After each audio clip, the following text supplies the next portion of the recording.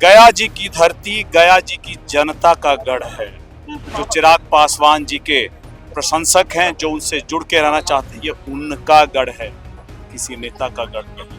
इसीलिए गया जी की धरती पर अगर किसी की चलेगी तो गया जी की जनता की बात चलेगी और उनके सामने हम मस्तक है। मांझी जी कहते हैं कि दलित समाज के बड़े नेता तो हम हैं। बिल्कुल मानते हैं वो, और अंतोगत्वा जब चुनाव आएगा तो जनता तय करेगी कौन बड़ा नेता है। नमस्कार, हमारा नाम है समरीन और आपने देखना शुरू कर दिया है लाइव सिटीज। देखिए, जीतन राम मांझी के गढ़ में एंट्री हो चुकी है चिराग पासवान की, जिसके बाद बिहार की सियासत में हलचल मच गई है और बिहार का सियासी पारा भी पूरी तरह से चढ़ चुका है। तो ऐसे में लाइव सिटीज ने अभी एक्सक्लूसिव बातचीत की है चिराग पासवान के सांसद अरुण भारती से, और अरुण भारती क्या कुछ बता रहे हैं। सबसे पहले आप अरुण भारती को सुनिए। बातचीत करने के लिए सांसद अरुण भारती जी, सबसे पहले बहुत शुक्रिया बातचीत के लिए। बहुत बहुत धन्यवाद समरीन जी। हम आपसे ही जानना चाहेंगे कि आज के कार्यक्रम को आप कितना नंबर दीजिएगा, कैसा रहा कार्यक्रम? ये नंबर देने वाला मैं कोई नहीं होता हूँ, मैं सिर्फ तैयारी करता हूँ जनता के साथ। जनता आशीर्वाद देती है और जो जनता आशीर्वाद देगी वो हम सर माथे पर लगाएंगे। यानी कि भीड़ ने बहुत कुछ बता दिया है, गजब की भीड़ थी। जनता का आशीर्वाद है, सभी के सामने हम लोग नमन करते हैं, सबका चंदन अभिनंदन करते हैं और उनसे आशीर्वाद लेकर के हम अगले पड़ाव की तरफ कूच करेंगे। लेकिन मांझी जी का गढ़ है ये, भारती जी, मांझी जी का गढ़ है, तो क्या इसके जरिए कोई मैसेज देने की भी कोशिश कर रहे हैं आप लोग? गया जी की धरती, गया जी की जनता का गढ़ है। पूरा का पूरा जो गया जिला है, उसके जो निवासी हैं, जो चिराग पासवान जी के प्रशंसक हैं, जो उनसे जुड़ के रहना चाहते हैं, ये उनका गढ़ है, किसी नेता का गढ़ नहीं है। इसीलिए गया जी की धरती पर अगर किसी की चलेगी तो गया जी की जनता की बात चलेगी और उनके सामने हम मस्तक है, उनसे आशीर्वाद लेने की। मांझी जी कहते हैं कि दलित समाज के बड़े नेता तो हम हैं। बिल्कुल मानते हैं वो, दलित समाज के बड़े नेता है, इसमें कहीं कोई डिस्प्यूट नहीं है। और अंतोगत्वा जब चुनाव आएगा तो जनता तय करेगी कौन बड़ा नेता है। जनता तय करेगी। देखिए, आपकी स्माइल बहुत कुछ बता रही है। अब जनता ही मालिक है जनतंत्र में, लोकतंत्र में, और जो जनता तय करेगी, जिसको नेता बनाना चाहेगी, जिसको सिंहासन पे बिठाना चाहेगी, जिसके सर पर ताज देगी, जनता ही मालिक। तो गया वाली सीटों पर भी एलजेपीआर की नजर है। अगर जनता कहेगी चुनाव लड़ना है हाँ।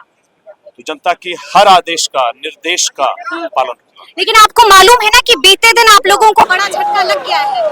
38 नेताओं ने एक साथ इस्तीफा दे दिया। ये देखिए, संगठन का प्रक्रिया है, जिलाध्यक्ष आएंगे, जिलाध्यक्ष जाएंगे, लेकिन अगर सनसनीखेज बनाना है, चिराग पासवान जी के नाम पर किसी को अपना न्यूज बेचना है, तो उसका भी स्वागत है। लेकिन हमने ये भी देखा कि नेता आपके यानी कि चिराग पासवान लगातार प्रशांत किशोर की तारीफ कर रहे हैं। कोई खिचड़ी तो नहीं ना पक रही है? कोई खिचड़ी नहीं है। याद रखिए, अगर कोई भी बिहार का बेटा, कोई भी बिहार की बेटी अगर जो जंगल राज के समय बाहर चला गया था, अगर आज वापस आकर के अपने धरती की सेवा करना चाहता है, अपने धरती के लिए, बिहार के लिए कुछ करना चाहता है, तो हम सभी का सर झुका कर, आप भी तारीफ कर रहे हैं, भी सर झुका करके उनका स्वागत करेंगे।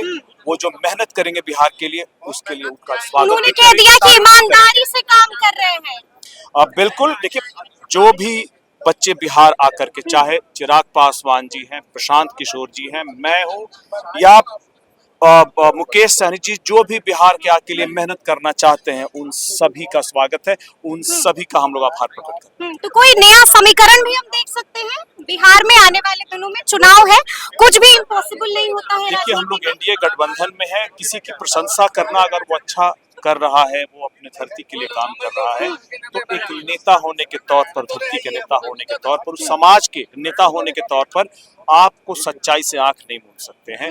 और हम लोग एनडीए गठबंधन में है, आगे भविष्य की ऐसी कोई योजना नहीं। लेकिन अंतिम सवाल, अगला प्लान ऑफ एक्शन क्या होगा?